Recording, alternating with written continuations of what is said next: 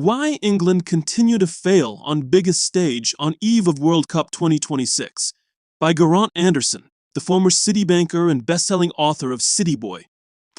Every 4 years, England approach the World Cup with the same mixture of hope, dread, and emotional instability that I used to feel checking my ex-girlfriend's Instagram feed at 2 a.m. We convince ourselves this year will be different, that the squad looks stronger, and that finally, football will be coming home. Then somebody misses a penalty, and we all sit around wondering how we could have been so daft to dream such fancies. The strange thing is that England are rarely short of talent. The country that produced Bobby Charlton, Paul Gascoigne, David Beckham, Wayne Rooney, and Harry Kane should really have won more than one World Cup. And this fact raises an awkward question. Perhaps England don't lose because they aren't good enough, but because they're just too nice. If we are to have any chance of bringing football home, then maybe we need to forget that gentlemanly conduct nonsense, and instead nurture our inner psychopath. It seems to me that many World Cup winners possess a level of cold-blooded ruthlessness that England has traditionally regarded as unsporting. Whilst we admire courage, humility, and fair play, other countries seem rather more interested in doing whatever is necessary to lift a trophy. Take Diego Maradona. When he punched the ball into the net against England in 1986, most normal human beings would have spent the next 10 minutes wrestling with their conscience.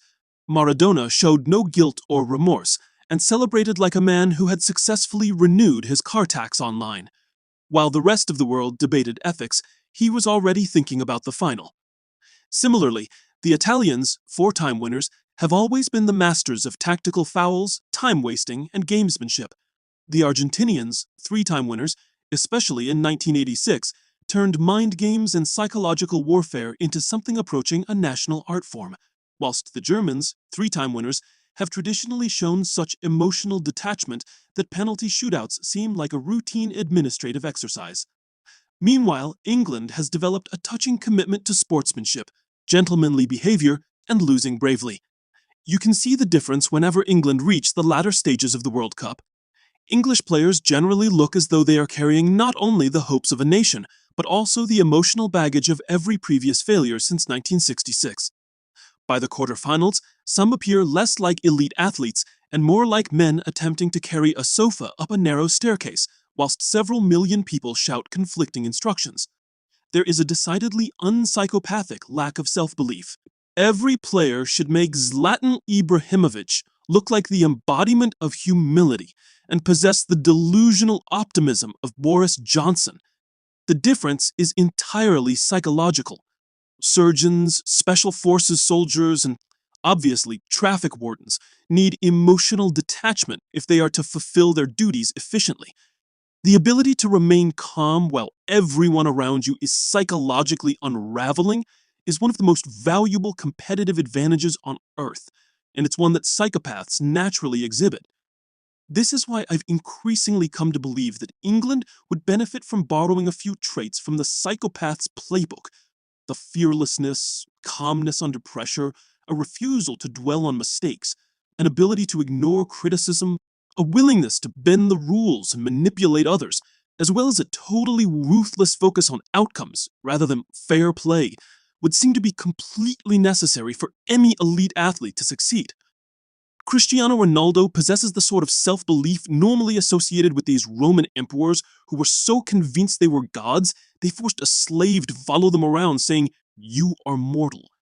Roy Keane viewed intimidation as a perfectly legitimate tactical system, while Jose Mourinho built an entire career convincing players that everybody hated them, and more importantly, that this was excellent news. To be fair, England have improved enormously in recent years. Indeed, I'd put both the cool-headed Bellingham and Kane in the semi-psychopathic league.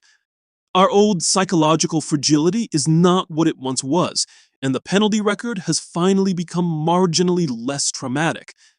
Yet the suspicion remains that when the pressure reaches its absolute peak, the winners are often the teams who are willing to be a little colder, a little harder, and a little less concerned with what everybody thinks about them.